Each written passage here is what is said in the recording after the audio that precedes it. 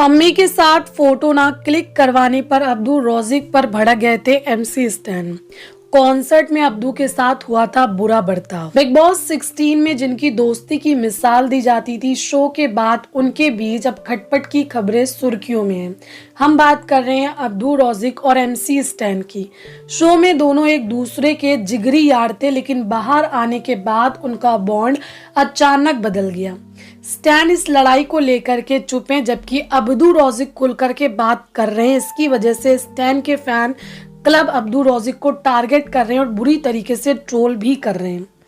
अब अब्दू रौजिक की टीम ने एक स्टेटमेंट जारी कर ट्रोलर्स को करारा जवाब दिया और उनके स्टैन के बीच लड़ाई की असली वजह का खुलासा किया।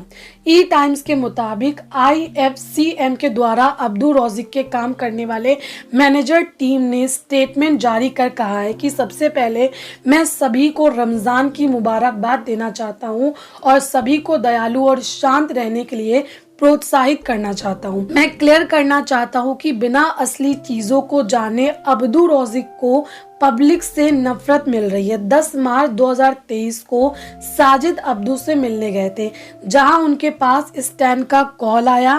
अब्दू स्टैन से बात करने के लिए काफी एक्साइटेड थे और उन्होंने स्टैन को सलाम करके कहा उन्हें मिस कर रहे हैं, लेकिन स्टैन ने ये कह करके फोन काट दिया कि वो बाद में बात करेंगे। तब से स्टैन उनसे बात नहीं कर रहे हैं। ये नहीं बताया कि उन्होंने ऐसा क्यों कहा।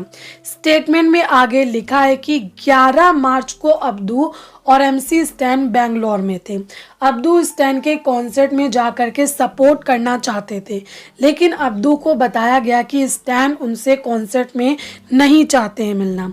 अब्दू को लगा कि स्टैन की टीम से कोई गलती हो गई है, इसीलिए उन्होंने एक नॉर्मल गेस्ट की तरह टिकट लेकर के कॉन्सर्ट में एंट्री करने की कोशिश की, लेकिन स्टैन की टीम ने उनके साथ बुरा बर्ताव किया, साथ ही उनकी गाड़ी को भी नुकसान पहुंचाया और पैनल भी तोड़ दिया। 2 म्यूजिक क्लब अब्दू और स्टैन के साथ काम करना चाहते थे, लेकिन स्टैन ने अब्दू संग काम करने से साफ तौर पे इनकार कर दिया और इससे अब्दू को काफी दुख भी हुआ। स्टेटमेंट के मुताबिक आखिरी में मंडली के सदस्यों ने अब्दू को बताया कि स्टैन इसलिए नाराज हैं क्योंकि उन्होंने फिनाले में स्टैन की मां के साथ फोटो क्लिक नहीं करवाई थी। ये बात सुनकर के अब्दू रौजिक परेशान हो गए, क्योंकि बिग बॉस से निकलने के बाद उन्होंने पहला कॉल स्टैन की मां को किया था और कहा था कि स्टैन अच्छा काम कर रहा है। अब्दू उनकी मां की रिस्पेक्ट करता है और उनसे कभी भी पिक्चर के लिए मना नहीं करेगा। स्टैन ने दूसरी मंडली मेंबर को बताया कि अब्दू ने उन्हें इंस्टाग्राम पर अनफॉलो कर दिया और उन्हें कोलैब पोस्ट को भी डिलीट कर दिया, लेकिन अब्दू ने कभी भी स्टैन को अनफॉलो नहीं किया। व्हाट्सएप पर दोनों के बीच एक कोलैब पोस्ट किया गया था, लेकिन बिना अब्दू के बताए स्टैन की टीम ने उसे डिलीट कर दिया। अब्दू रौजिक को बॉडी शेमिंग भी किया जा रहा है, उनका मजाक बनाया जा रहा है।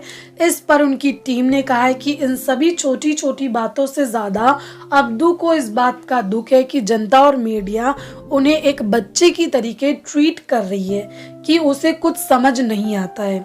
अब्दू ने बिग बॉस के घर में 105 दिन बिना किसी सहारे, परिवार या फिर मैनेजमेंट के अकेले बिताया है। हम उन लोगों की निंदा करते हैं जो बॉडी शेमिंग, रेसिज्म, बुली, हाइट शेमिंग जैसी करते हैं। ऐसे लोगों के खिलाफ कार्रवाई करेंगे। ये स्टेटमेंट जारी किया गया है अब्दू रौजिक की टीम की तरफ से। क्या कहना चाहेंगे कमेंट करके जरूर बताएं। वीडियो पसंद आता है तो लाइक करें। Thank you.